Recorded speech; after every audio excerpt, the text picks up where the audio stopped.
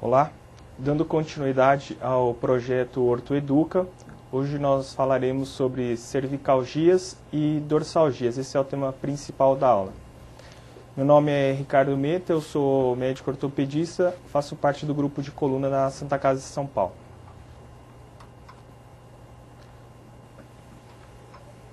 Bom, iniciando pelas cervicalgias, lembrando um pouquinho da anatomia, a coluna cervical ela é composta de 7 vértebras habitualmente, sendo que 2 delas têm características específicas e também nomenclaturas específicas, C1 conhecida como atlas e C2 como axis.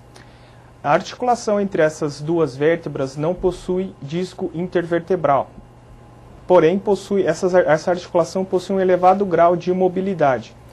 Só para se ter uma ideia, entre a articulação occipito C1, entre a base do crânio e o atlas, acontece 1/3 da flexo-extensão da região cervical e 50% da inclinação lateral.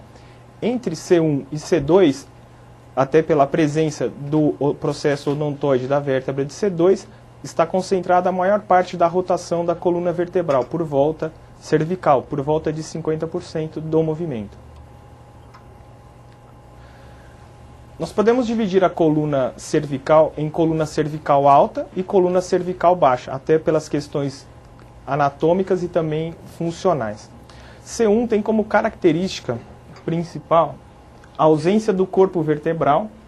Ele possui essa articulação que mantém contato direto com o côndilo occipital, os forames para a artéria vertebral, e é composta então de um arco posterior, arco anterior, arco posterior e esses arcos laterais. Além disso, a vértebra de C2 possui, como já disse, o processo odontoide, as massas laterais, lâminas, processo espinhoso. Normalmente, a vértebra C2 ela é composta de 4 núcleos de ossificação, localizados no processo odontoide, nas laterais e nas lâminas. Normalmente fundem-se por volta do 7º mês de gestação. Além disso, a partir da porção lateral, existe o ligamento transverso, que é o principal estabilizador, impedindo que o odontoide migre posteriormente. Além dele, também os ligamentos alares contribuem para essa estabilização. A coluna cervical baixa vai de C3 a C7. Ela possui também algumas características que são específicas a essas vértebras. A maior parte das lesões acontece entre C4 e C7. Uma característica das vértebras de C3 a C7 é a presença da articulação uncovertebral.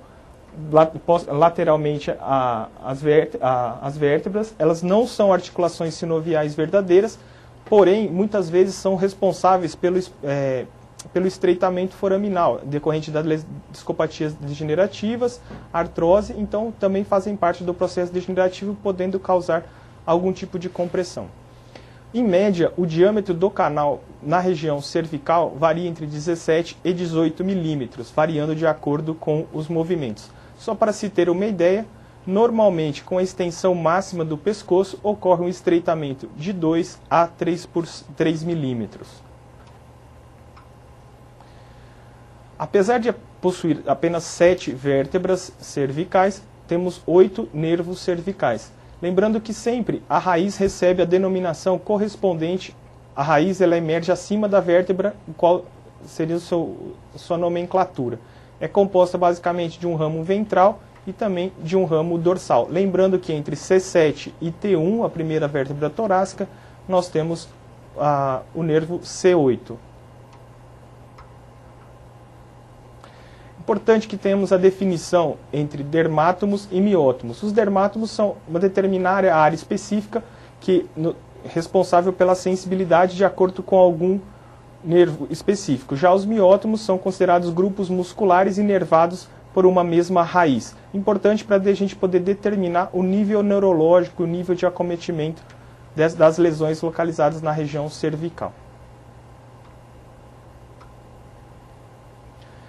Podemos dividir em as principais 3 grandes classes que podem acometer a coluna cervical. A cervicalgia, também conhecida como dor cervical axial, as cervicobraquialgias ou radiculopatias, que causam tanto dor cervical quanto dor irradiada para os membros superiores, e uma entidade conhecida como mielopatia, ou doença medular, no qual, normalmente em decorrência do processo degenerativo, leva à lesão das substâncias cinzas ou da substância branca da medula.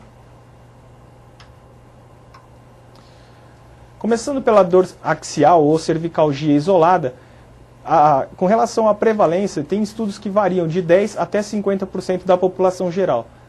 Pelo menos 70% das pessoas, em algum momento de suas vidas, apresentarão algum tipo de torcicolo ou dor localizada na região cervical. A maior parte delas de resolução espontânea, sendo que apenas 1% desses casos acabam evoluindo para algum tipo de déficit neurológico, especialmente nos membros superiores. Normalmente as dores axiais elas não têm um diagnóstico específico, uma causa específica.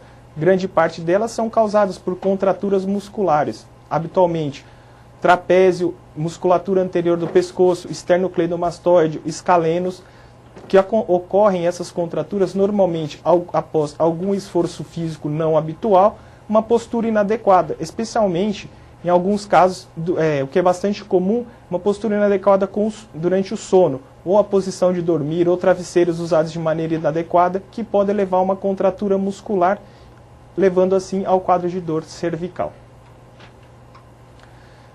Como já foi dito, então, as contraturas musculares, especialmente do esternocleidomastoide e do trapézio, são responsáveis pela grande parte dessas dores axiais.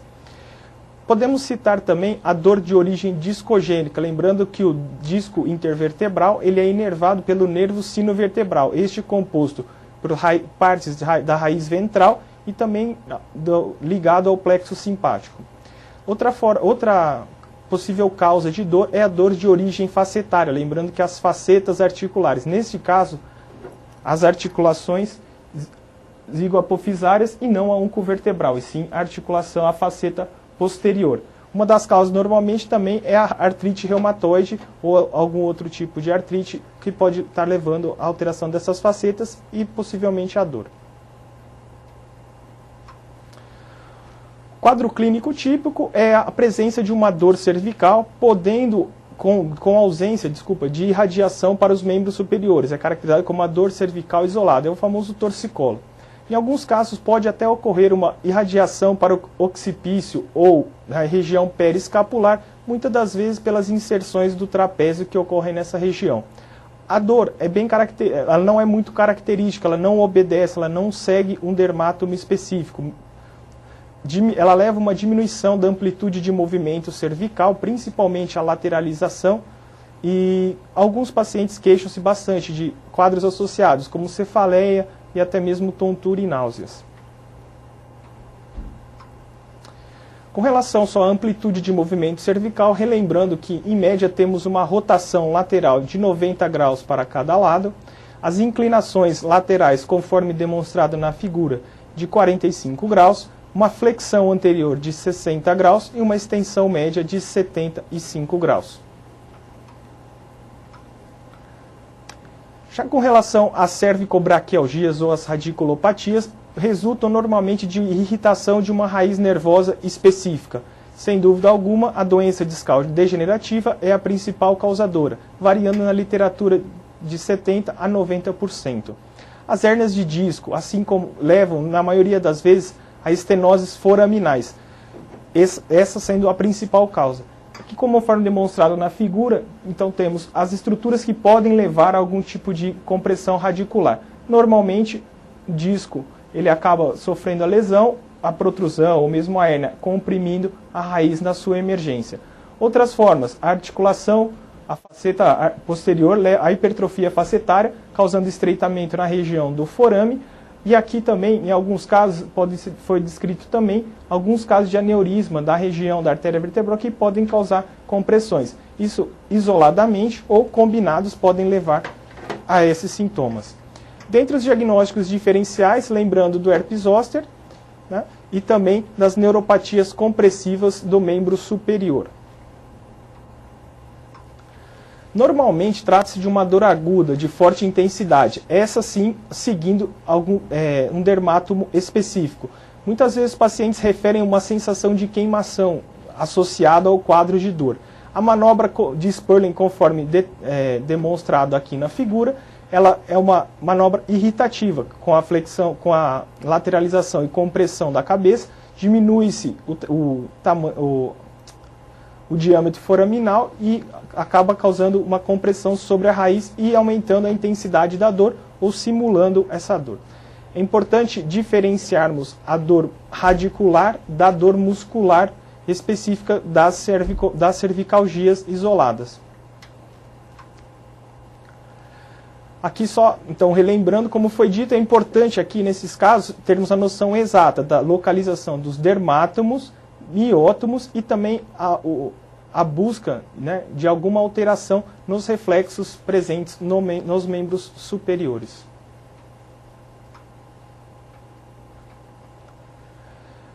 Falando especificamente de cada raiz, então vamos falar radiculopatia da raiz de C3. Então, lembrando, ela sai entre os discos C2 e C3. Normalmente, o paciente apresenta uma dor na região suboccipital com irradiação para a região posterior da orelha. Esses casos normalmente estão associados a cefaleia, náuseas, enjoos. Tá? Normalmente, nós não temos um déficit motor identificado isoladamente e não temos a presença de nenhum reflexo alterado. Com relação à radiculopatia, compressão do nervo de C4, temos as queixas, então, além da cervicalgia, uma dor irradiada para a região do ombro, normalmente posterior, com parestesias na região cervical e também na região superior do ombro. Lembrando das raízes C3, C4 e C5, que são responsáveis pela inervação do diafragma, então algumas vezes o paciente pode apresentar também uma respiração paradoxal. Com relação à radiculopatia C5, o paciente, além da dor cervical, pode apresentar uma parestesia na região do ombro, irradiando até o terço médio do braço, conhecido como parestesia indragona. O grupo principal muscular envolvido é o deltoide, podendo levar a um déficit de flexão do cotovelo. Além disso, os rotadores externos do ombro também podem estar acometidos de maneira menos evidente do que o deltoide. O reflexo pesquisado nesse caso é o reflexo bicipital. Importante com relação aos reflexos é procurar diferenciar entre uma hiporreflexia e hiperreflexia. Habitualmente, as compressões radiculares levam a uma diminuição ou mesmo ausência dos reflexos, diferente dos quadros de compressões medulares, nos quais normalmente nós temos alterações do neuromotor superior, levando aí sim a alterações de hiperreflexia. Com relação à compressão da raiz de C6, além da dor, o paciente apresenta uma parestesia, normalmente na face lateral do antebraço, primeiro e segundo dedos, tanto na sua região volar, mas principalmente na região dorsal do primeiro e segundo dedos. Com relação ao déficit motor que o paciente possa apresentar, temos então a déficit para extensão do punho e também para supinação do antebraço. Notamos então uma diminuição do reflexo braquistilo-radial. Nesses casos, bastante importante, até pela localização do dermátomo, diferenciação com as síndromes do túnel do carpo. Na síndrome do túnel do carpo, habitualmente o paciente queixa de dor exclusiva ou sensações de parestesias na mão, não tendo a dor característica típica das cervicobraquialgias, que é a dor irradiada por todo o membro superior. Com relação à radiculopatia de C7, esta é a mais comum, seguida pela radiculopatia de C6. Além da dor, o paciente pode apresentar parestesia, aqui demonstrado desde a região posterior, aqui em laranja, o dermátomo de C7, então pode queixar-se de dor ou irradiação da dor desde a região posterior do pescoço, do ombro, posterior braço, antebraço, localizado entre segundo e terceiro dedo. Pesquisando-se, normalmente a gente pesquisa na polpa volar do terceiro dedo, que é bastante específica para a compressão radicular de C7. Com relação ao déficit motor, o principal grupo muscular seria então o tríceps, que poderíamos ter alteração da extensão do cotovelo. Nesses casos, devemos pesquisar então a hiporreflexia tricipital. Já na radiculopatia C8, então relembrando, temos 8 nervos cervicais, apesar de termos apenas 7 vértebras. Essa raiz sai, então, emerge entre os discos vértebra C7 e a vértebra de T1. Ela é, desculpa, aqui está mais comum, mas ela é pouco comum. E normalmente o paciente apresenta dor e parestesias, obedecendo ao dermátomo, aqui identificado na figura. Então, essa é um pouco mais complicado, mas ela simula bastante nessa região uma radiculopatia C7, porém a pesquisa normalmente é realizada na face ulnar da mão, essa específico, um dermato específico de C8. Normalmente a musculatura intrínseca da mão é responsável, é inervada pelo nervo C8. Como diagnósticos diferenciais, lembrar sempre das síndromes compressivas do membro superior, em especial síndrome do túnel do carpo, as lesões do ombro, especialmente as lesões do manguito rotador, que estão bastante associadas, que são bastante confundidas com as dores cervicais decorrentes de compressões nervosas, síndrome do desfiladeiro torácico, as isquemias miocárdicas, especialmente nos quadros de dor irradiada para o membro superior esquerdo, e também tumores que possam causar compressões em todo o trajeto nervoso.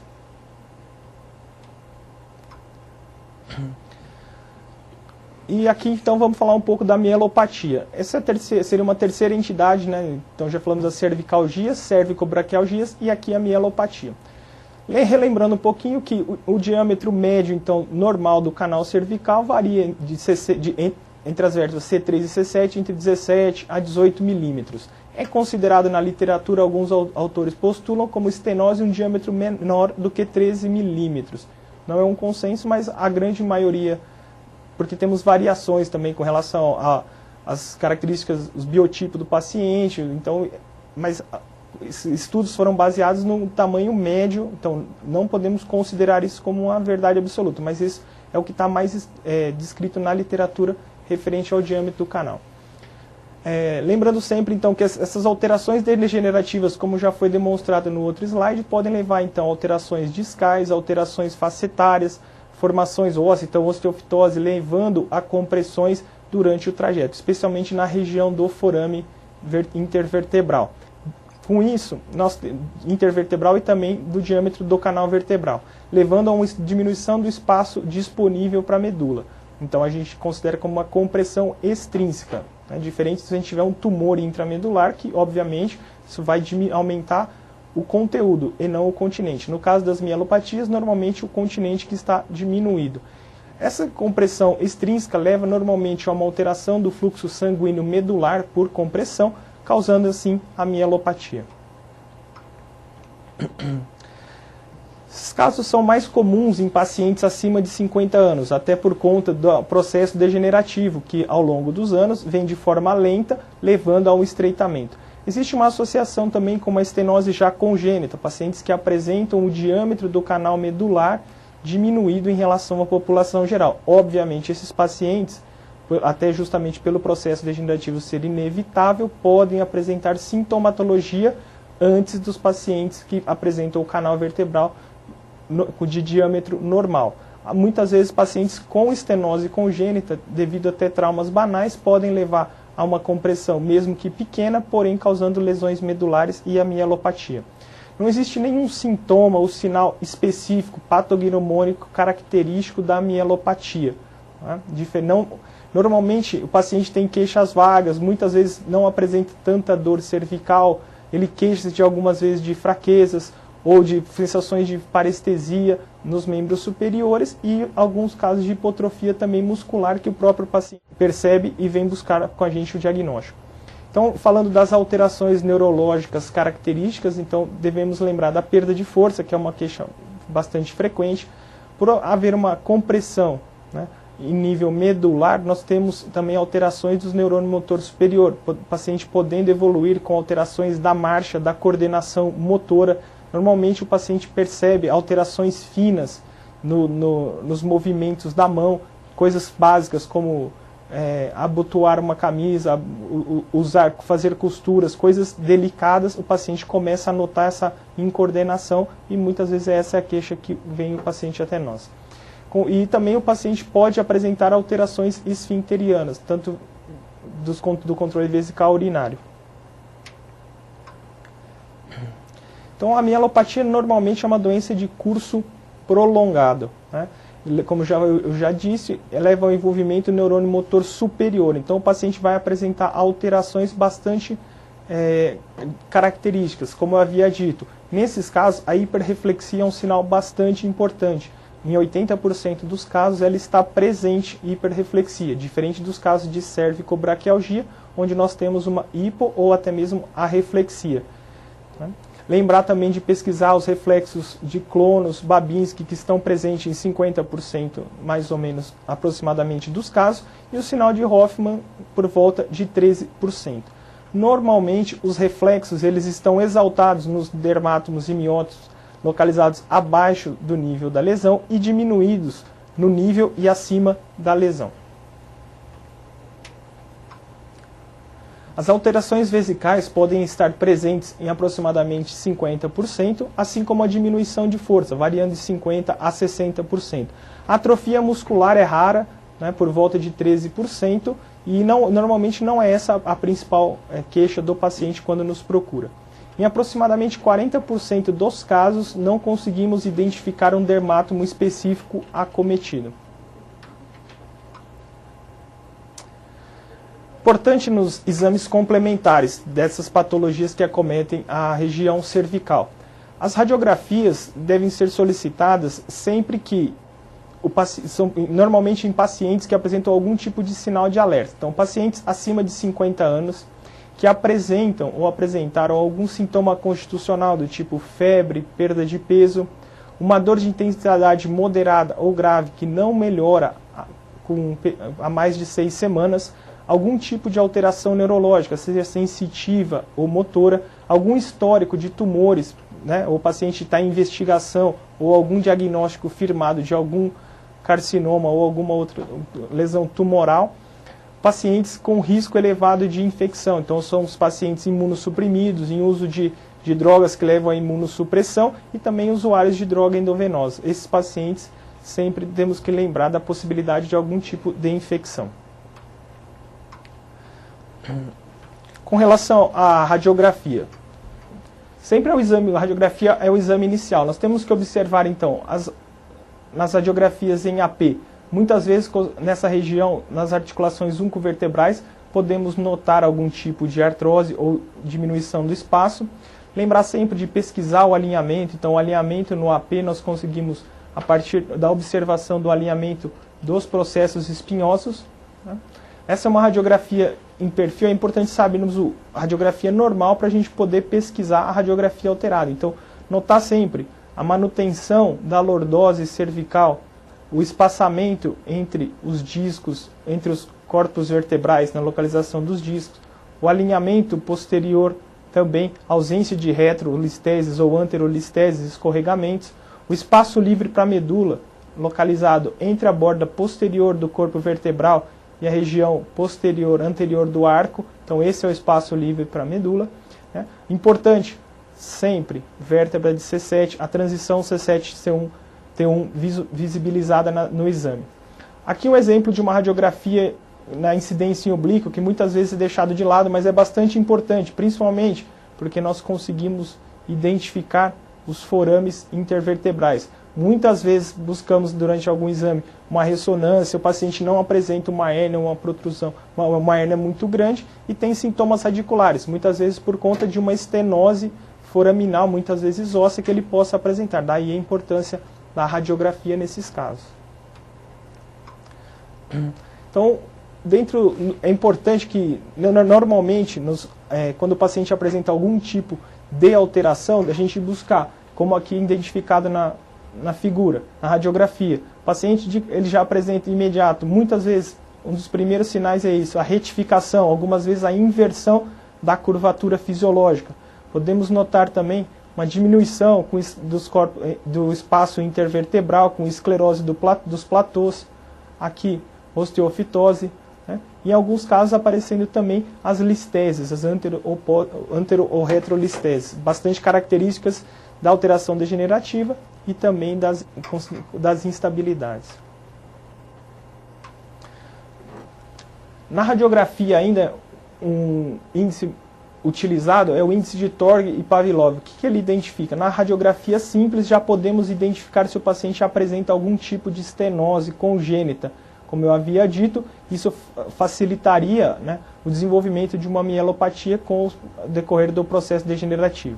Então aqui no esquema a gente tem que buscar sempre dividir o diâmetro do canal vertebral, então vai da borda posterior do corpo, ligamento longitudinal posterior, até aqui essa região do ligamento amarelo que a gente consegue identificar pela base do processo espinhoso. Então a gente divide esse diâmetro pelo diâmetro, né, pelo tamanho do corpo vertebral. É importante que muitas vezes o corpo está aumentado, o seu diâmetro, por conta de osteócitos, considerar apenas o tamanho do corpo vertebral. Fazendo a divisão, então, do espaço livre para a medula com o corpo vertebral, teremos que achar um número maior do que 1. Entre 0,8 e 1, consideramos uma estenose relativa, e menor que 0,8, o paciente apresenta uma estenose absoluta. Então, aqui, conforme demonstrado na radiografia, tamanho do canal, tamanho do corpo vertebral. Tomografia é um exame que ainda hoje é bastante utilizado, porém ele tem algumas indicações específicas. Tem uma capacidade muito boa de nos dar detalhes ósseos, né? Além disso, a gente consegue fazer reconstrução de imagens. Então, para planejamento cirúrgico, hoje com o uso de implantes cada vez maior, temos a possibilidade de identificarmos o posicionamento desses implantes. Então, ele é bastante utilizado principalmente para fraturas ou algum tipo de lesão que acometa as estruturas ósseas. Para partes moles, a ressonância seria o exame mais indicado. No caso da tomografia, um fator que pode, que vai um pouco contra, seria a radiação, que em muitos casos é bastante excessiva para a realização do exame. Ressonância magnética, então hoje eu acho que é o padrão ouro, lembrar sempre de não seguir a sequência, nunca pedir sempre a ressonância como o primeiro exame.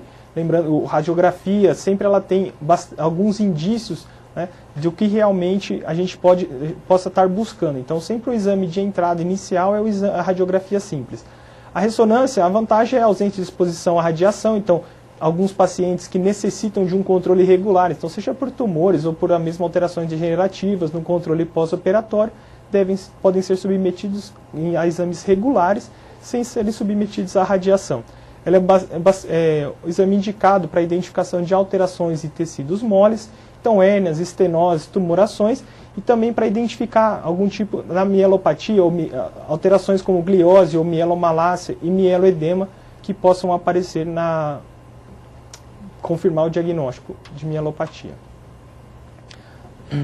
Então, com relação aqui, demonstrando então uma hérnia de disco cervical, notarmos que a ressonância, mesmo com o paciente fazendo em decúbito dorsal, a inversão dessa lordose, né, que é bastante característica dos pacientes, mesmo os que apresentam apenas dor cervical e não radiculopatias ou mielopatias, tem como característica essa inversão, retificação.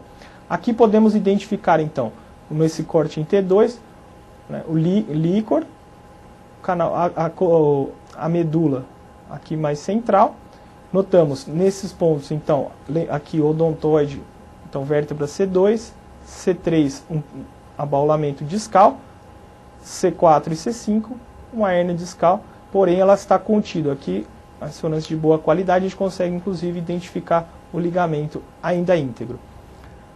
No corte axial é importante determinarmos então a musculatura posterior, região anterior, corpo vertebral, né, lâminas e processo espinhoso, aqui forame intervertebral à esquerda e o forame à direita, sofrendo aqui a hérnia, então considerar uma hérnia como centro lateral direita, causando uma estenose do forame à direita. Aqui também demonstrado, notamos o forame intervertebral à esquerda livre, então não há compressão sobre a raiz à esquerda, porém aqui à direita. Lembrando então, entre a vértebra C4 e C5, raiz de C5 à direita.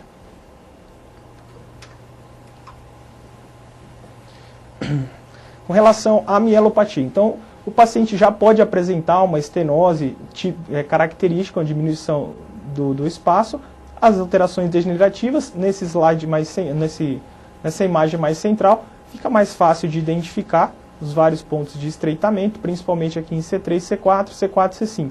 Notar que o espaço medular já é um pouco diminuído, além disso, das compressões derivadas das hérnias de disco, posteriormente o espessamento aqui do ligamento amarelo, levando também a esse encroaching, diminuição da área do diâmetro do canal medular. Nessas duas imagens aqui com a flecha indicada, um hipersinal dentro da substância medular, denotando a mielomalácia ou mieledema. É importante diferenciar se o paciente tem algum histórico de trauma recente, que poderia dar esse mesmo tipo de imagem, ou pacientes que já apresentam sintomas característicos de mielopatia. Isso só vem com a ressonância a confirmar o diagnóstico. Bom, com relação ao tratamento das lesões que possam dar cervicalgias, cervicobraquialgias e mielopatia. Com relação à fase aguda, aquela fase de dor intensa, normalmente são utilizadas medicações para controle da dor. Os mais comuns e utilizados são os anti-inflamatórios não hormonais, analgésicos, em geral, relaxantes musculares e os corticosteroides. Diferente da região lombar, onde já existem vários estudos que identificando a grande efetividade dos corticosteroides, os estudos publicados ainda são bastante controversos sobre a sua indicação, especialmente por via oral, até por conta das complicações que ele possa estar trazendo sistêmicas, e também a sua efetividade para melhora das dores cervicais e da cervicobraquialgia.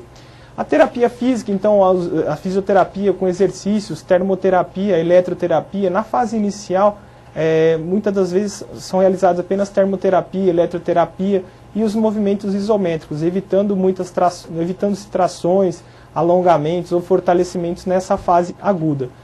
O uso do colar cervical é bastante controverso. Muitas das vezes, quando for necessário, o colar de espuma ele deve ser utilizado por períodos curtos, 2 a 3 dias até alívio da dor, mesmo porque o uso contínuo leva a uma hipotrofia muscular e isso, consequentemente, vai levar a casos de dor.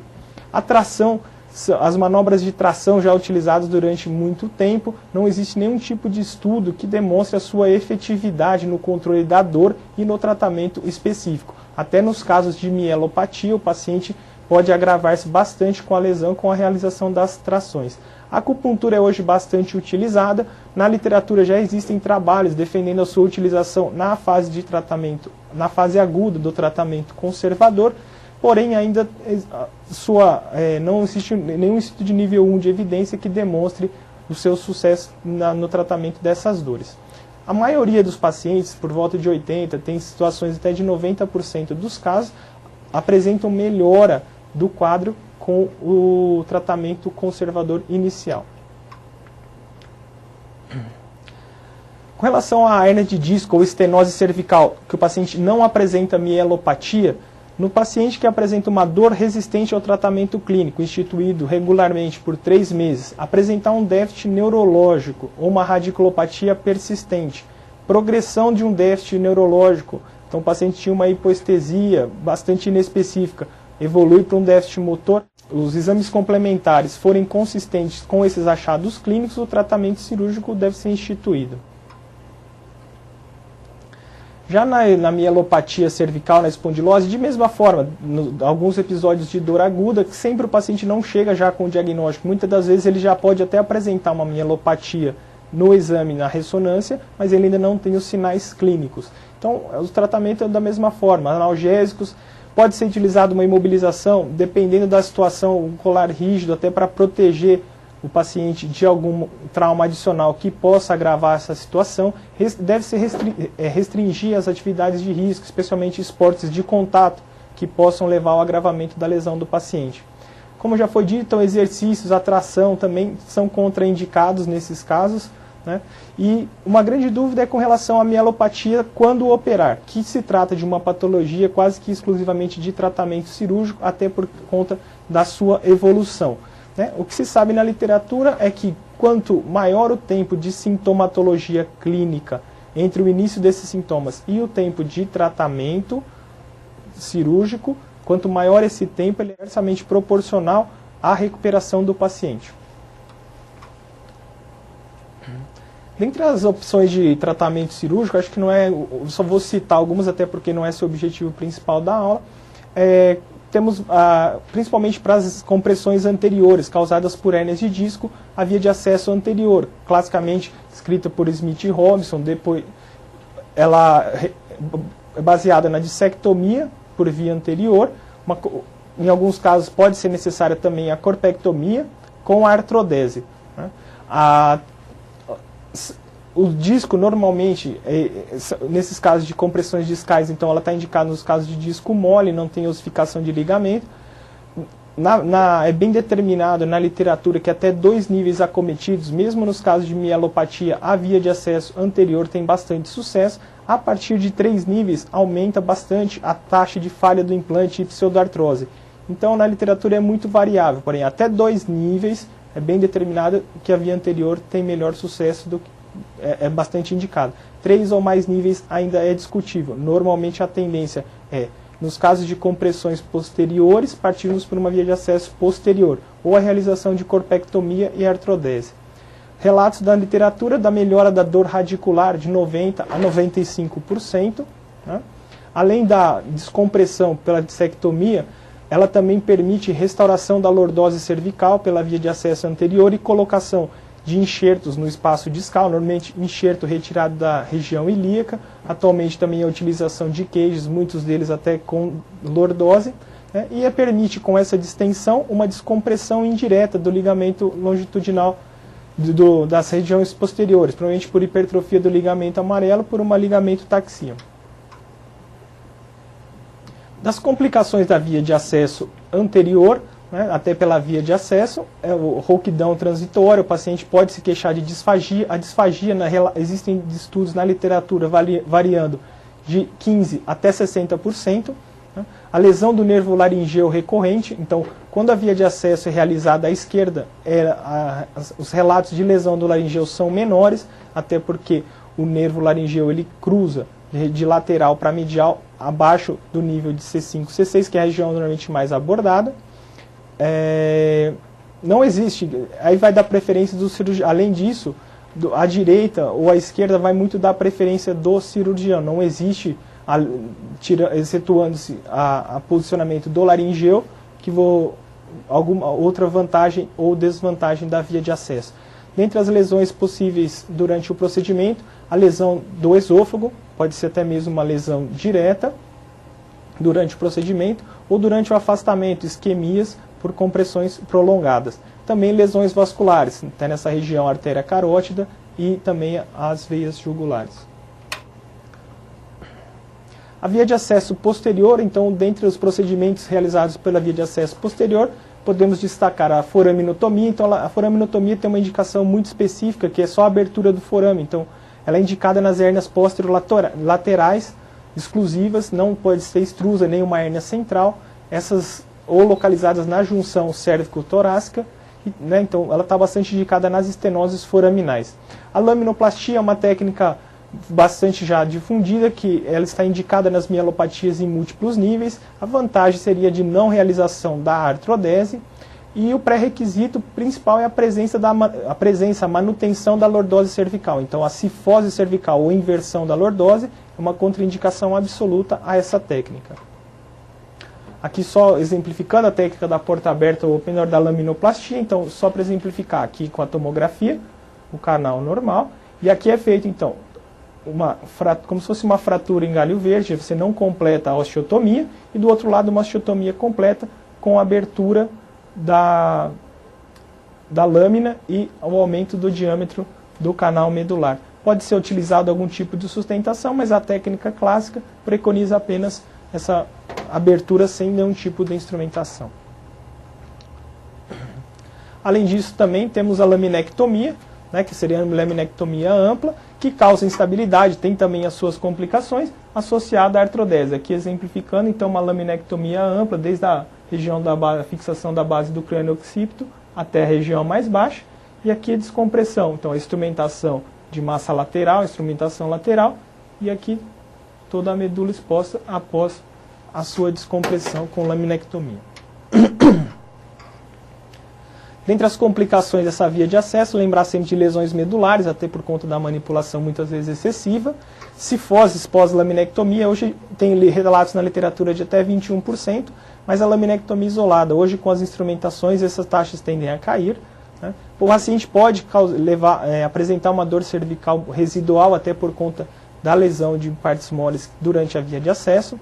Muitas vezes, nos casos da laminoplastia, uma das principais complicações é a descompressão insuficiente e também a soltura dos implantes, né, que podem estar mal posicionados ou algum comprometimento outro. Vamos lá. Com relação às dorsalgias. Na anatomia da vértebra torácica, de específico, temos então a articulação, as faces costais, né, que permitem a articulação com as costelas. Aqui os processos espinhosos são bastante longos e delgados, é uma região bastante estável, até pela localização das costelas e também o arcabouço costal, deixando uma região bastante estável. Aqui, como curiosidade, a artéria de Adamkiewicz, que é a principal nutrícia da medula, aproximadamente 45%, 50% saem da região entre T8 e T12, o mais comum é em T9 e a sua emergência pela esquerda. Além disso, também o plexo venoso, um plexo avalvular de Batson, que drena toda a região pélvica e ele nessa região é responsável por boa parte das disseminações infecciosas e também tumorais. Lembrando aqui das curvaturas fisiológicas, então a coluna torácica tem uma cifose média que varia de 20 a 40, 45 graus. A coluna, lembrando sempre que ela deve manter um equilíbrio em ortostatismo, então a gente deve apresentar uma lordose cervical, cifose torácica com uma lordose lombar, né, isso sempre em equilíbrio. Normalmente a vértebra T7 é a vértebra mais apical. A coluna anterior, até por conta da compressão, ela normalmente falha em compressão. Isso leva a um encurtamento anterior, inclusive dos ligamentos. Já a coluna posterior, ela falha em tensão e pode ocasionar alongamento das estruturas posteriores capsulo-ligamentares. Entre as causas de dorsalgia, podemos destacar então as deformidades, o dorso curvo postural, doença de Sherman, processos infecciosos, neoplasias, fraturas e também a dor de origem discogênica. Na cifose postural é caracterizada por um aumento moderado da cifose fisiológica, normalmente de 40 a 60 graus. Isso é bastante comum, mas é mais comum em crianças, muitas vezes é o que leva as mães a procurarem o atendimento médico. É uma deformidade flexível, normalmente ela é redutível à extensão do tronco ou às manobras de extensão. Ela leva a um aumento da lordose lombar, um aumento compensatório. Normalmente são curvas de características suaves, não possuem um ângulo agudo. E a gente não encontra nenhum tipo de alteração radiográfica. A doença de Sherman foi então descrita pelo próprio em 1921, inicialmente considerava-se como uma osteocondrose, bastante semelhante à doença de Pertz. A sua patogênese e etiologia até hoje é desconhecida, incidência variando de 0,4%, 0,5% até 8% da população. Somente 1% busca atendimento médico. A prevalência é praticamente a mesma entre sexo masculino e feminino. Na doença de Sherman, o que leva o paciente a procurar atendimento é a deformidade. Aqui a gente pode notar, então, examinando-se um paciente, já em ortostatismo, a cifose torácica bastante evidente, com uma proeminência da lordose lombar e uma proeminência abdominal do paciente. Aqui na manobra de Adams, a gente identifica uma curvatura grave, né, de ângulo agudo. Notarmos também uma característica típica, que é a distância mão-chão aumentada, devido ao encurtamento importante de isquiotibiais que esses pacientes apresentam.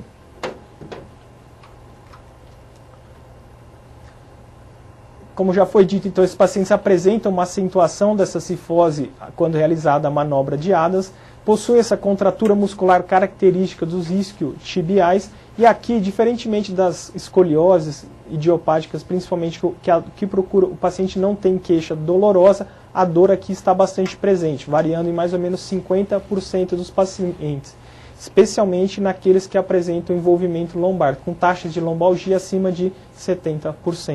Os pacientes podem apresentar uma escoliose leve associada por volta de 30% e também espondilolistese, especialmente L5, na região de L5 e S1. O diagnóstico da doença de Sherman ele é um diagnóstico radiográfico. Normalmente são realizadas radiografias ortostáticas nas incidências AP e perfil, e a hiperextensão. A gente utiliza aqui, conforme demonstrado na figura, um coxim, que ele deve ser posicionado no ápice da cifose, como aqui, e para a gente observar o quanto observa-se de redução dessa curvatura. Então, o critério de Sorensen, que é o critério clássico, que é a presença de 3 vértebras identificadas no raio-x adjacentes, com um encunhamento superior a 5 graus. A faixa etária normalmente é de 12 a 13 anos, o principal diagnóstico. Com relação então às alterações radiográficas, além do aumento da cifose torácica, notamos irregularidade dos platôs vertebrais, a presença dos nódulos de Schimoll, em adultos, até por conta do processo degenerativo associado, uma diminuição dos espaços discais e, como eu disse, a espondilólise também pode estar associada. Aqui na radiografia, então, a gente pode notar o aumento importante da cifose torácica, com os encunhamentos vertebrais, especialmente na região apical, aqui T7, T8, e aqui numa imagem mais próxima, o encunhamento vertebral, a irregularidade dos platôs com esclerose, diminuição desses espaços, e aqui a imagem característica do nódulo de Schimoll.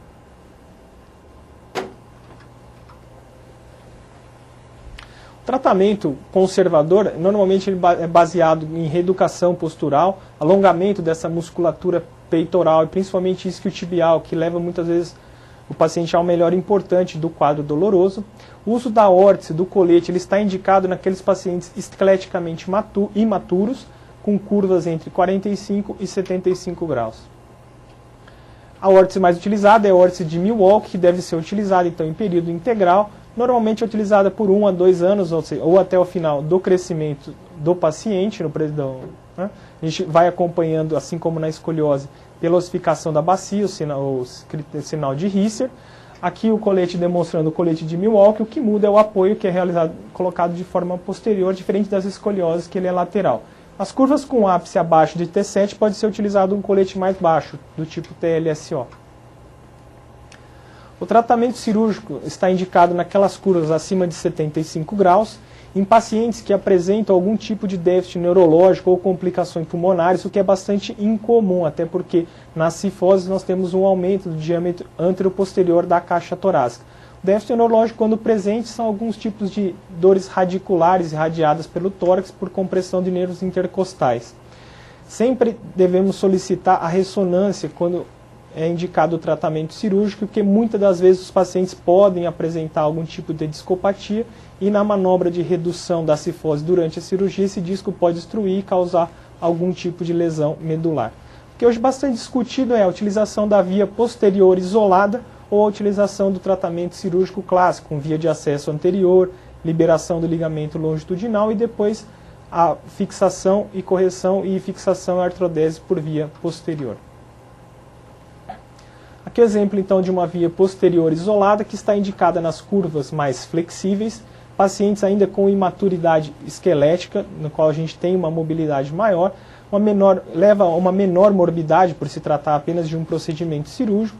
Os estudos demonstram, apesar de não termos ainda estudos com segmentos muito longos e de qualidade elevada, correção semelhante das curvas e algumas vezes pode-se até lançar a mão de algumas osteotomias, facilitando a correção dessas curvas.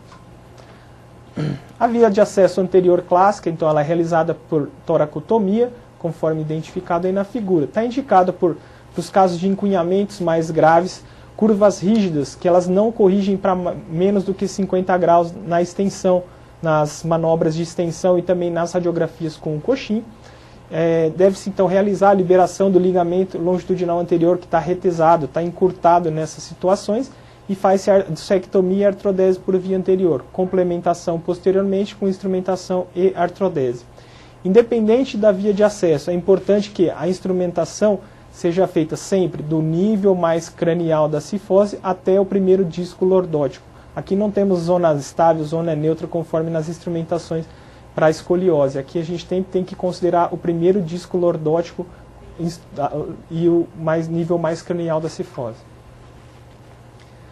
As discopatias torácicas, a hérnia de disco torácica é bastante rara, com incidência relatada de até 15%, porém a maior parte dos pacientes eles são assintomáticos. Os sintomáticos não chegam a 1% as queixas dos pacientes.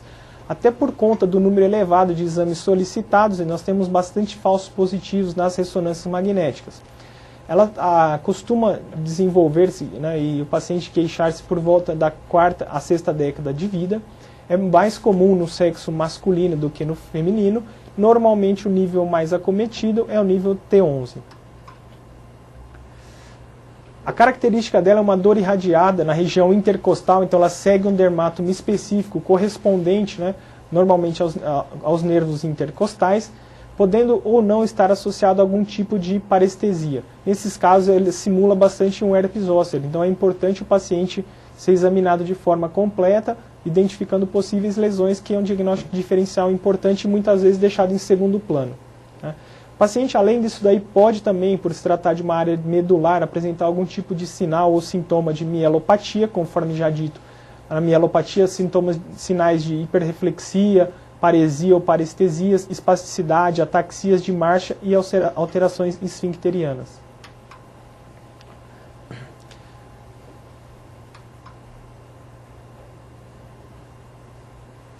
Então, o exame padrão ouro também para diagnóstico é a ressonância nuclear magnética, no qual fica facilmente possível identificarmos. Então, aqui observando a curvatura em cifose da coluna, aqui a medula e a protrusão ou a hérnia bastante evidente. Aqui também causando a compressão na região medular. Aqui uma outra imagem também demonstrando claramente a compressão. Em nenhum dos casos nós notamos nenhum sinal de mielopatia, porém existe uma compressão importante. O tratamento conservador está indicado em todos os pacientes, exceto naqueles com mielopatia. O segmento mínimo de 6 meses, né, diferente das hérnias lombares e cervicais, do quais somos menos tolerantes, então já estaria indicado o tratamento cirúrgico com menor tempo. Aqui o ideal é que se siga por pelo menos 6 meses os pacientes, utilizando de todas as manobras, desde analgésicos, fisioterapia. Tratamento cirúrgico só está indicado quando apresentar mielopatia associada e o paciente apresentar dor resistente a esse tratamento clínico acima de 6 meses. Nas discopatias, as técnicas mais utilizadas então seria a costotransversectomia, conforme demonstrado aqui na figura, por uma via de acesso pela região costotransversária, ressecado parte da costela, e aqui a retirada do fragmento discal. A toractomia também pode ser utilizada, a toracoscopia e a laminectomia. A laminectomia é praticamente contraindicada, porque até 28% dos pacientes podem apresentar piora dos sintomas. E também pela manipulação posterior, até pela localização da artéria de Adamkiewicz, pacientes podem apresentar aí elevado risco neurológico por lesão vascular secundária ao procedimento. Outra possível causa de dorsalgia também identificada são as espondilodicites. Relembrando então só por algumas características anatômicas para entender como essas espondilodicites podem acometer a coluna. O disco intervertebral em adultos ele é avascular, especialmente na sua região mais central, e ele é nutrido por difusão, embebição. O que é bastante vascularizado é a placa vertebral adjacente. Então as dicites e osteomielites elas são incomuns na população em geral, são mais comuns em homens, normalmente após os 50 anos de idade. A principal causa seriam mesmo as infecções por inoculação direta, o que hoje, com o número aumentado de cirurgias e manipulações, você faz um foco primário na região discal, que isso pode, por contiguidade, acabar acometendo o platô e também os discos intervertebrais. Dentre os fatores hematogênicos predisponentes, a infecção do trato urinário é a principal. Elas são mais comuns até na região lombar do que na região torácica. O Staphylococcus aureus é o responsável por isso em aproximadamente 50% dos casos, seguido pelo Staphylococcus epidermidis.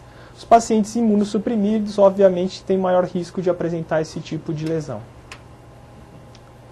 O sintoma mais comum é a dor localizada, pontual. Em 85% dos pacientes ela está presente. Normalmente é uma dor de característica mecânica, ou seja, ela piora ao movimento e obtém-se um alívio com o repouso. O paciente também apresenta sintomas constitucionais, como febre, mal-estar, cansaço, perda de peso. As alterações neurológicas são pouco comuns, principalmente no início do acometimento. O déficit neurológico ele é mais comum nos níveis cervical e o torácico, que é o que nos interessa hoje. O diagnóstico normalmente é tardio, retardado até por conta do processo muitas vezes ser indolente. O diagnóstico, então, exames laboratoriais para pesquisa infecciosa, então a realização de hemograma, provas inflamatórias como VHS, PCR, alfa-1-glicoproteína. A cintilografia óssea, quando buscamos algum tipo de osteomielite. As radiografias, normalmente as imagens aparecem tardiamente, podemos diferenciar, elas iniciam a partir de 2 semanas, podendo apresentar alterações até 3 meses após o início do processo. A tomografia também, nesse caso, é bastante útil, visto que as espondilites são acometimentos primariamente do corpo vertebral, e a ressonância ela permite uma detecção precoce e principalmente o acometimento de partes moles adjacentes. A biópsia apresenta uma positividade acima de 75%. Nas radiografias, então, aqui a gente pode diferenciar as alterações ainda precoces, no caso apenas a diminuição do espaço discal, que é bastante comum nas discites, a gente nota uma diminuição do espaço intervertebral, aparentemente sem nenhum tipo de acometimento. Tardiamente podemos notar as lesões líticas, né, com aspecto bastante destrutivo do corpo vertebral, né, além das deformidades localizadas que possam levar que podem acontecer. Aqui a tomografia, um aspecto importante da tomografia, a gente consegue notar essa lesão bastante lítica, salpicada aqui, contida ao corpo vertebral, então isso é bastante característico de processos infecciosos, e também nas partes moles adjacentes. Aqui no caso de espondilicite tuberculosa, a gente nota uma área grande de envolvimento do psoas por conta da infecção. A ressonância, aqui é um exame bastante útil, né? A gente nota com facilidade, então, aqui as alterações, o acometimento do corpo vertebral posterior, aqui a medula bastante estenosada, a presença de um abscesso grande e o disco vertebral aqui contido. Aqui também um abscesso nessa outra imagem, com destruição do corpo vertebral, um abscesso importante aqui rechaçando o ligamento longitudinal posterior e também o ligamento longitudinal anterior. Nessa primeira imagem a gente também nota um abscesso anterior aqui descolando o ligamento.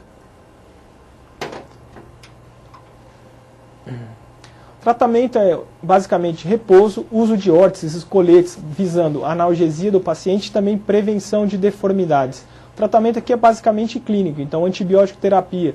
Existe variação na literatura, mas o mais recomendável é endovenosa 6 semanas e após isso, manutenção de antibióticos via oral até a normalização dos exames laboratoriais. Lembrando que muitas vezes o paciente não realiza, até pela grande incidência de Staphylococcus aureus também, o paciente inicia uma terapia empírica, muitas vezes sem realização da biópsia e acaba melhorando por conta disso. O tratamento cirúrgico é bastante raro, ele só está indicado nos casos de abscesso epidural de grande volume e quando o paciente apresenta associado a isso um comprometimento neurológico. O prognóstico dessas doenças é bastante favorável, na literatura até muitas vezes são relatados casos de pacientes que têm todo esse processo, acabam curando-se do processo e não tem nenhum tipo de tratamento instituído. Um caso específico hoje, que a incidência vem aumentando, é a tuberculose, então no caso o mal de Pote. Lembrando que nas tuberculoses osteoarticulares, elas correspondem de 10% a 35% das tuberculoses extrapulmonares. Desses casos, só 3% corresponde a apenas 3% de todos os casos de tuberculose, mas dos casos de tuberculose extrapulmonar, 50% está localizado na coluna. A região mais acometida, então, é a região torácica baixa, tóraco-lombar, né? A incidência entre homens e mulheres é praticamente a mesma, vai aumentando com a idade. Lembrar sempre que são mais comuns nos pacientes imunossuprimidos, né? Com o advento do número de pacientes, está normalmente associado ao grande número de pacientes com o vírus HIV. Pode apresentar sintomas constitucionais como febre e perda ponderal. A dor aqui, diferente das espondilodicites específicas, né, bacterianas, a dor é um sintoma mais tardio, normalmente ocorre com o colapso do corpo vertebral. Os exames laboratoriais são pouco específicos, muitas vezes existe um VHS um pouco aumentado, uma discreta anemia de doença crônica, então não são muito específicos para diagnóstico, sensíveis para o diagnóstico. O PPD pode ser bastante útil, porém ele não confirma diagnóstico, ele apenas confirma o contato do paciente, e pacientes que já tiveram tuberculose prévia, ele acaba não sendo indicado. Radiografias, tomografia e ressonância também são exames bastante úteis, e a biópsia é o padrão ouro para diagnóstico, com relatos na literatura variando entre 50% a 80% de positividade nas biópsias realizadas de maneira adequada. O diagnóstico, na maioria das vezes, é bastante tardio. Aqui só exemplificando, então, na radiografia, uma característica aqui já centralmente, um caso já bastante avançado, né, com deformidade importante. Aqui, o acometimento do corpo vertebral, primariamente, até a manutenção do espaço discal. Uma das características da tuberculose é que, apesar do grande acometimento do corpo vertebral, primariamente o disco é poupado do acometimento, só em fases mais tardias que acaba-se acometendo o disco intervertebral. O tratamento basicamente é clínico, né? 6 meses, pelo Consenso Brasileiro de Tuberculose, está indicado então a terapia quádrupla, que seria rifampicina, hidroniazida e pirazinamida por 2 meses, depois a fase de manutenção, 4 meses de rifampicina e isoniazida. 95% dos pacientes que não apresentam déficit neurológico obtêm sucesso apenas com o tratamento clínico. A órtese deve ser utilizada, os coletes, até para se evitar a deformidade residual. O tratamento cirúrgico deve ser realizado nos casos de déficit neurológico, com compressão medular associada. Lembrando que, em alguns casos, até estenose de até 75%, os pacientes podem não apresentar déficit neurológico. Isso porque o processo mais indolente, as compressões são exercidas de maneira mais gradual. Quando existe uma instabilidade importante, o paciente apresentar um risco elevado de cifose e colapso vertebral, resistência ao tratamento medicamentoso ou recorrência da doença são indicações relativas de tratamento cirúrgico. Entre as causas ainda de dorsalgias, podemos destacar também os tumores vertebrais, dividindo-se basicamente em tumores benignos e malignos, né, os ditos tumores primários, e os tumores secundários ou metastáticos. É importante também a gente pontuar qual a localização desses tumores, se na coluna anterior, na coluna posterior, né, até por conta da maior incidência, principalmente em crianças, de tumores primários, e em adultos acima dos 50 anos, metástase e mieloma. Os tumores primários da coluna são bastante raros. As lesões metastáticas são as mais comuns. Lembrando que até 97% de todos os tumores da coluna são decorrentes de metástases. Dentre elas, os adenocarcinomas, especialmente pulmão, mama, próstata e rins, são causadores dessas lesões. Com relação aos tumores primários, pacientes mais jovens, ou seja, aqueles com menos de 21 anos de idade, a maior parte dos tumores primários são benignos. Já os pacientes adultos acima de 21 anos, em 70% das vezes, os tumores primários têm características de malignidade. 90% dos pacientes portadores de tumores vertebrais apresentam dorsalgia. A dor normalmente é uma dor persistente, que não aliviada com repouso, de característica muitas vezes noturna. O paciente não tem história de trauma recente e os déficits neurológicos são até bastante comuns. Podem variar desde paresia, parestesias e alterações vesicais. O paciente pode apresentar também sintomas constitucionais e é importante a história clínica pregressa de algum tumor primário já identificado ou em investigação. Dentre os tumores benignos, normalmente eles acometem as estruturas posteriores, alguns até as estruturas anteriores, como granuloma eosinófilo, histiocytose e célula de Langerhans. Porém, a maioria deles acometem estruturas posteriores, como os osteocondromas, aqui identificado na figura, um osteocondroma bastante grande na região posterior, osteoblastoma, osteoma osteoide, TGC e cisto ósseo aneurismático. Já os tumores malignos têm predileção pela coluna anterior, né? Mesmo tanto os primários quanto os metastáticos, os osteosarcoma, sarcoma de Ewing, cordoma, mieloma múltiplo, né? Condrosarcoma e principalmente as metástases. Aqui uma imagem de ressonância pontuando vários pontos de acometimento metastático. Aqui uma fratura já em cunhamento, aqui as lesões metastáticas e aqui também. Importante na condução desses casos é um diagnóstico preciso, então a biópsia, né, com anátomo patológico, o tratamento específico da lesão e também o tratamento da lesão primária, observar a presença de déficit neurológico, até para se déficit medular ou déficit radicular, o tipo, a localização do tumor, a instabilidade, estabilidade da coluna, a presença de dor, a sua característica, deformidades evidentes da coluna e qual a expectativa de vida do paciente com relação ao tumor primário e condução e definição de do tratamento. Outra causa de dorsalgia também, agora nos pacientes já de mais idade, são as fraturas por osteoporose, as fraturas por fragilidade. Normalmente são causadas por traumas de baixa energia, algumas vezes não existe nem mesmo um trauma, quedas ao solo, é o tipo mais comum de fratura por osteoporose. Elas são mais comuns na região da transição tóraco-lombar e também no ápice da cifose, no nível T7, T8. Com relação a essas fraturas, por acometerem principalmente pacientes de mais idade, elas limitam a deambulação, a independência desses pacientes, os quadros depressivos estão bastante associados, e a partir do momento que temos alguma fratura por fragilidade ou por osteoporose, ela é um fator prognóstico para o desenvolvimento de outras fraturas. 2/3 das fraturas por osteoporose da coluna vertebral são assintomáticas. Muitas vezes os pacientes o médico identifica como um achado radiográfico, radiografias de tórax, e acabam identificando essas fraturas. O paciente muitas vezes tem uma característica clínica, que é a perda de altura e também a presença de cifose, que pode nos levar a pensar com relação a esse tipo de fratura.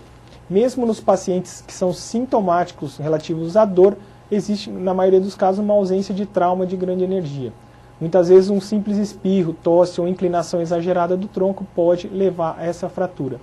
Além disso, também os pacientes queixam de uma dor irradiada para a região do abdômen, considerado como um cinturão de dor. Isso em decorrência da cifose aumentada e a localização da dor nessa região de transição. Só lembrando um pouquinho que a cada fratura em cunhamento completo, em média, existe uma diminuição da altura da pessoa em 1 centímetro. A quatro fraturas, então teremos 4 centímetros. Isso corresponde a mais ou menos uns 15 graus de cifose. Então a tendência é ir cifotizando à medida que vão aparecendo essas fraturas por osteoporose. O tratamento, então, é o controle da dor, a restrição de atividade, né, até que o paciente tenha uma melhora dessa dor. O repouso, conforme demonstrado na figura, em alguns autores preconizam repouso em 90 graus, 90 de quadril e também dos joelhos, que diminuiria a carga sobre a região e melhoraria a dor. A instituição de exercício e fisioterapia para analgesia, principalmente. O uso do colete, da órtese, hoje é bastante discutível, até por conta dos pacientes, na maioria, apresentarem uma certa idade e também a ausência de sintomas dolorosos. E o mais importante é o tratamento específico da doença, né, o tratamento medicamentoso. Existem atualmente algumas técnicas de tratamento cirúrgico, né, muito percutâneo, que seria a vertebroplastia, a cifoplastia, com injeção de cimento dentro do corpo vertebral, aqui demonstrado na radiografia. A ideia principal disso seria aqueles pacientes que apresentam dor, muitas vezes intratável ao tratamento medicamentoso e uso do colete, e a injeção de cimento dentro do corpo vertebral daria uma sustentação um pouco maior e ajudaria no controle da dor. Os trabalhos não são bastante confiáveis com relação à correção da cifose e também à perda de altura do paciente e reestabilização com esse tipo de procedimento. Apesar de ser um procedimento muitas vezes percutâneo, existem complicações, dentre elas a principal é o extravasamento do cimento para a região medular, que pode acabar ocasionando lesões. Algumas perguntas que são bastante frequentes e também no dia a dia, né, tanto de pacientes, com relação às hérnias de disco cervicais, o sucesso do tratamento clínico, quando deve se operar, se opera-se também somente os pacientes com radicopatia, dores axiais, se a mielopatia seria realmente uma indicação absoluta de cirurgia.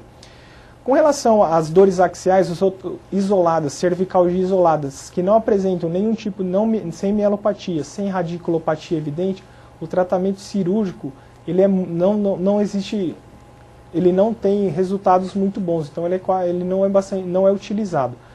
O tratamento cirúrgico ele está preconizado naquelas radiculopatias, nos quais o paciente não obtém melhora com tratamento clínico instituído, variando aí entre 6 semanas a 3 meses, nesses casos, ou que apresenta algum tipo de déficit neurológico, como nas mielopatias e também nas cervicobraquialgias. Nesses casos, estaria indicado o tratamento cirúrgico. Caso contrário, em quase 90% das vezes, cervicalgia e cervicobraquialgias, o paciente obtém alívio do quadro apenas com o tratamento clínico. Com relação à mielopatia, a grande maioria dos pacientes acaba evoluindo para um procedimento cirúrgico. Durante muito tempo ainda é questionável se realmente todos os casos de mielopatia identificados apenas no exame sejam de indicação cirúrgica. Porém, os pacientes que apresentam quadro clínico de mielopatia associado a alterações radiológicas, ou seja, alterações na ressonância com mielopatia, esses sim são de tratamento cirúrgico exclusivo. Muitas vezes, até outra questão também com relação aos exames solicitados. O que é hoje bastante frequente é a solicitação de forma muitas vezes inadequada da ressonância magnética. Estudos demonstram que até 70% de exames falso positivos, especialmente na região torácica. Ou seja, o paciente apresenta alguma alteração na ressonância, mas que não tem em nada correlação com o quadro clínico apresentado. Lembrando sempre que é imprescindível que se faça inicialmente uma radiografia. Não existe justificativa para se pedir uma ressonância na investigação inicial do paciente. Então a radiografia e a tomografia têm uma finalidade. A radiografia especialmente por ser um exame fácil, né, de fácil execução, disponível em mesmo em cidades pequenas ou serviços pequenos, e ela te dá alguns direcionamentos, não só observar a fratura, mas o alinhamento da curvatura, presença de osteófitos, diminuição dos espaços discais. Então, muitas vezes é possível, com uma boa radiografia, excluir uma série de patologias. Okay? Com relação à dor, que os pacientes, muitas vezes, os pacientes com deformidade questionam. No caso como foi apresentado, da doença de Sherman, ou nas cifoses, até por conta do encurtamento da musculatura peitoral e isquiotibial que eles apresentam, esses pacientes apresentam dor importante. Até metade desses pacientes referem dor, e nos casos quanto às alterações lombares, então o Sherman na região lombar, também até em 80% dos pacientes com queixas de lombalgia. Em alguns casos também está associado uma espondilólise com espondilolistese, que contribui para esse quadro doloroso. Ok? E com relação às espondilodicites, o que se discute bastante é qual que é o melhor teste diagnóstico, se é possível iniciar-se o teste terapêutico. O padrão ouro para diagnóstico é a biópsia de culturas e anatomopatológico. Com relação à dificuldade, nas espondilodicites granulomatosas, é importante o diagnóstico até para direcionar com a cultura, identificação e cultura. Já nas espondilodicites tuberculosas, a dificuldade é com relação à demora para a identificação do patógeno, em algumas vezes demorando até 40, 42 dias, que é o tempo para a identificação. Ok? Muito obrigado, até a próxima.